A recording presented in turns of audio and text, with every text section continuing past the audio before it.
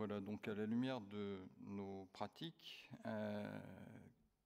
quelle réponse peut-on trouver dans la littérature? Alors la problématique de l'intérêt du drainage n'est pas nouvelle, hein.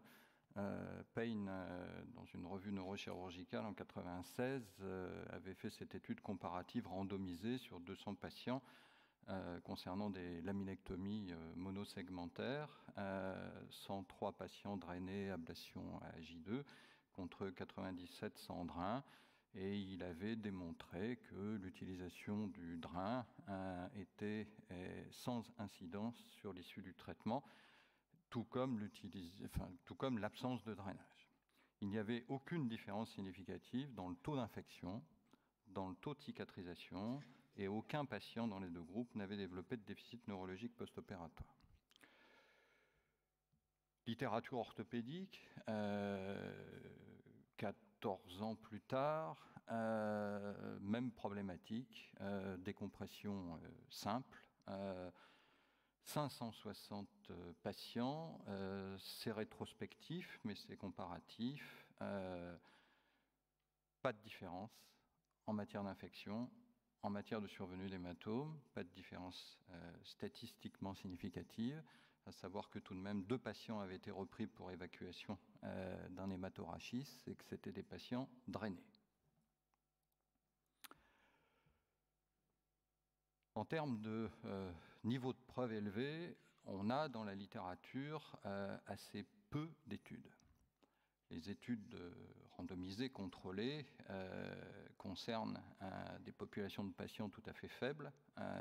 Elles ont tout de même le mérite de concerner soit des gestes simples, hernie discale, nucléotomie, laminectomie, décompression courte, on va dire, mais aussi des chirurgies plus extensives et des chirurgies d'arthrodèse.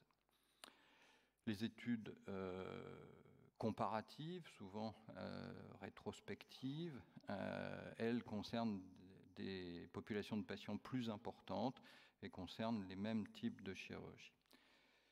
Si on s'en tient à cette analyse des études avec niveau de preuve assez élevé, on peut dire le constat est clair. Pas de différence significative observée en matière d'infection, en matière d'hématome, en matière de déficit neurologique, en matière de perte sanguine estimée. Seule différence significative, il apparaît que le nombre de patients avec pansement souillé est supérieur dans le groupe sans drainage, mais sans incidence sur la cicatrisation et l'infection. Pourtant, chacun de nous drainons. Essentiellement pourquoi? En pensant limiter le volume de l'hématome.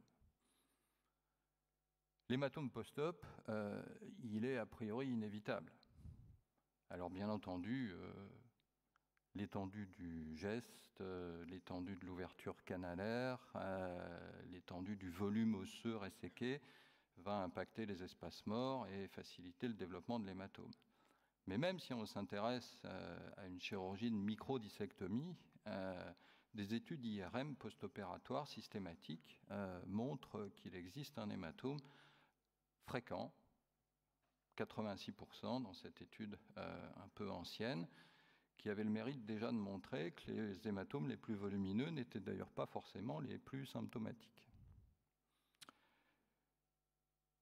Si on fait de l'IRM systématique après une chirurgie de hernie discale lombaire, en séparant les patients drainés des patients non drainés, on voit que ça influe sur le volume de la collection épidurale.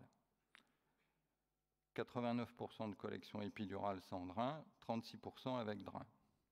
Mais aucune différence significative sur le résultat clinique à 6 mois. On continue donc tous, pour la plupart, à drainer, un peu dans le même objectif, parfois dans la même crainte de l'hématome.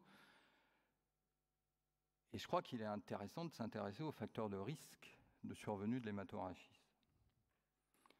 L'étude un petit peu ancienne, qui a le mérite d'intéresser une grosse population de patients, près de 15 000 patients. On obtient un chiffre, le chiffre de l'hématome post-opératoire justifiant une réintervention, 0,2%.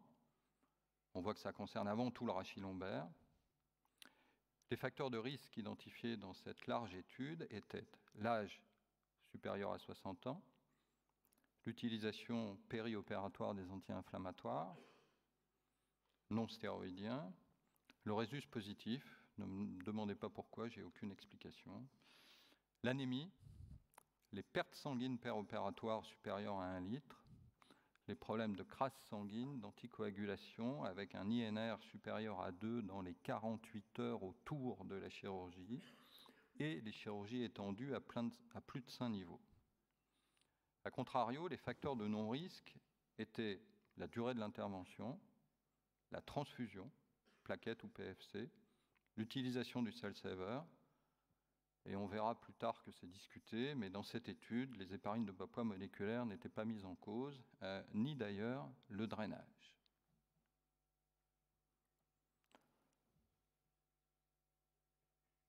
Étude plus récente sur une revue systématique des hématomes épiduraux post-opératoires, on retrouve des chiffres du même ordre. Et bien entendu, les critères de sélection vont faire varier ces chiffres entre 0,1 à 1% d'hématomes justifiant une réintervention, mais plutôt entre 0,1 et 0,3% d'hématomes avec complications neurologiques justifiant réintervention. La cause incriminée est évidemment le saignement des plexus veineux épiduraux.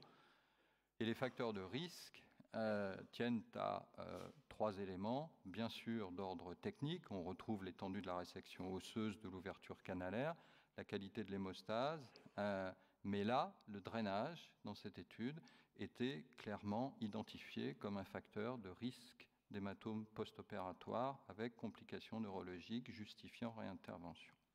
Des facteurs propres aux patients et, bien entendu, les traitements intercurrents pouvant modifier la crase.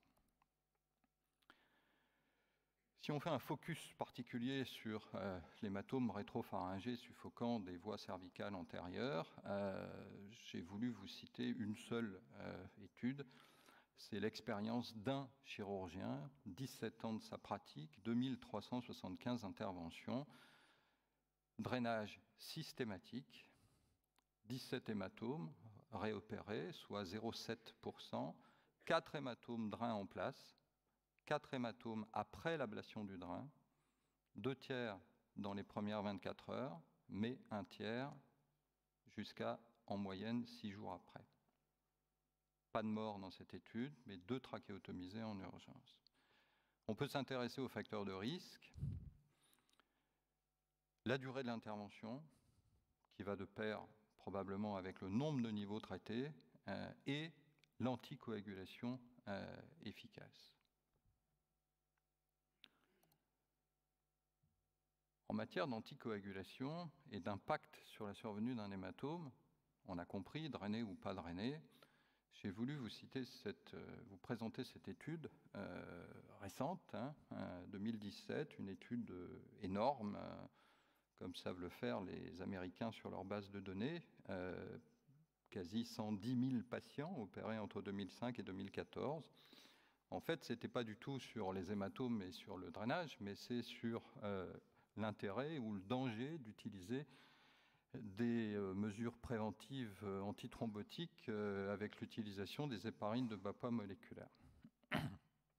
Et il apparaît dans cette étude qu'il y a beaucoup plus d'hématorragie justifiant une réintervention, jusqu'à 7 fois plus chez les patients chez qui ont été utilisées des héparines de bas poids moléculaire à visée préventive de complications thromboemboliques. A contrario, les études concernant certains antiagrégants, l'aspirine en l'occurrence, ne semblent pas démontrer de risque supplémentaire. Donc, il est très clair que le drainage ne prévient pas la survenue d'un hématome compressif. La littérature est tout à fait nette à ce niveau. En témoigne cette étude, 1750 cas consécutifs sur 8 ans, c'est effectivement rétrospectif. Tous les patients étaient drainés, 4 hématorachis, 3 avec le drain, 1 le lendemain de l'ablation, et ça, c'est en fait des patients avec complications neurologiques et identifiés comme tels, où la responsabilité de l'hématome a été clairement mise en cause. Alors on a vu que le drain n'avait pas forcément d'avantage, en tout cas sur la prévention de l'hématome, mais il faut quand même signaler qu'il peut avoir des risques. Fièvre post-op plus fréquente. Bon, ok, c'est pas très grave. Anémie et transfusion. Clairement, dans des chirurgies plutôt étendues, le drainage est un facteur d'augmentation des pertes sanguines qui peut conduire à transfusion et bien sûr à anémie.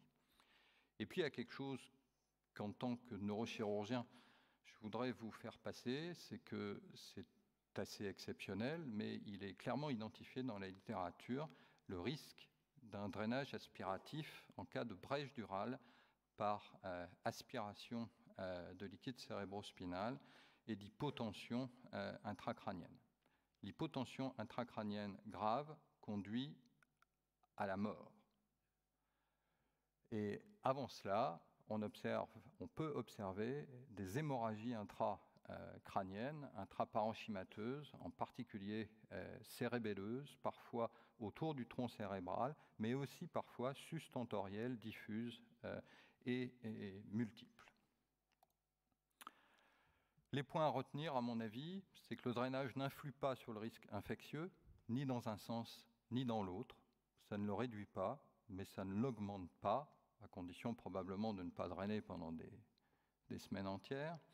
Le drainage peut avoir des conséquences graves, peu fréquentes, mais graves.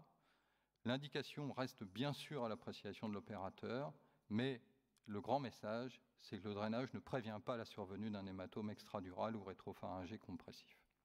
Je vous remercie de votre attention.